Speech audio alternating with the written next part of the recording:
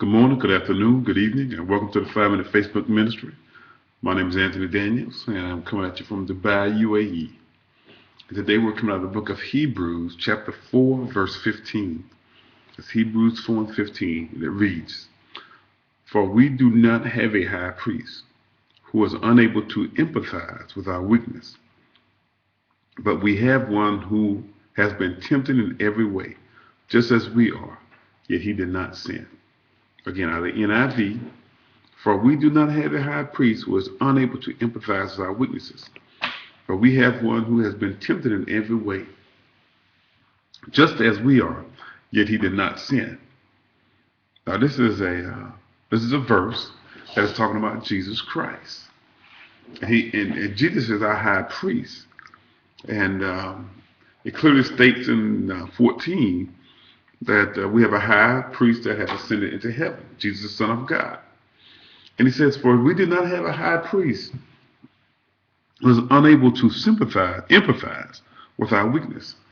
Now, empathize means that you've gone through what somebody else has gone through, and you have empathy with them because you have that same experience, because you have that you've gone through the same thing that they've gone through. And you've gone through those feelings, and you've gone through that range of emotions, so you can better relate. Sympathize. As you sympathize for them, you feel sorry for them, because they're going through something. But that doesn't mean that you've gone through it. To empathize means that you've gone through it with them, or not with them, but you've gone through it also. And so this says we do not have a high priest who is unable to empathize with our weaknesses, but we have one who has been tempted in every way, just as we are. So just as we are tempted, just as we fall into temptation, just as we, not as we fall into temptation, but just as we receive temptation, Jesus Christ received temptation. The difference is he did not fall. Jesus was tempted, but he did not sin. Oh, excuse me. Get late over here and I'm sleeping. Now, Jesus was tempted by the devil 3 times that we know of. I would argue that there would be other times that he was also tempted. And I think that him praying before he was crucified, that this cup be removed, that was a temptation also to get out of that situation. It was a temptation there for him to escape all that excruciating pain that he's going to have to go through and walk away from that crucifixion. But that's not what God did.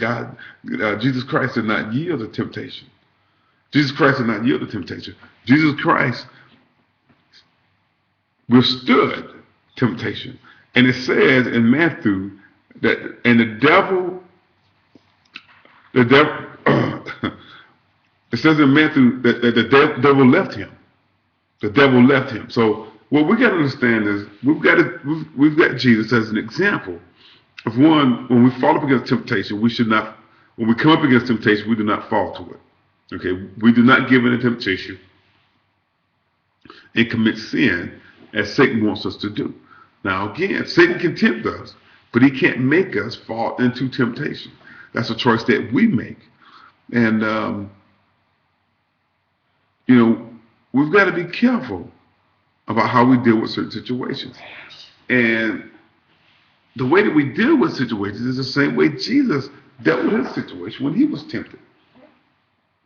He called on God's word. The devil said something to Jesus and tempted him with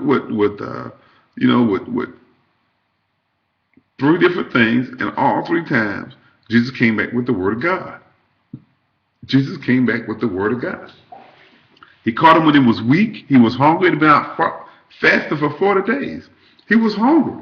He was physically hungry. But the thing is, he was full spiritually.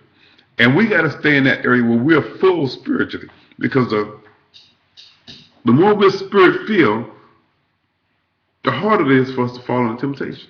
When we get out of that spirit, when our natural man is starting to take over, we have been reading our word and studying our word like we need to, then we're in that weak state when temptation comes.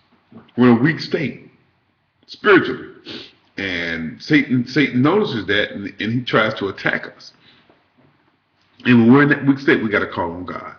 We got to call on God. We got to use His word. No weapon formed against me shall prosper. Whom shall I fear? If God is for me, who can be against me? We got to start just saying things out. Man cannot live on bread alone, but by the word of God. You got to say the word of God and think it and believe it and know it, and that'll keep you from falling into temptation. Guaranteed, it will keep you from falling into temptation. Ooh, that's all the time that I have. Hey, God loves you. I love you. Have a great day.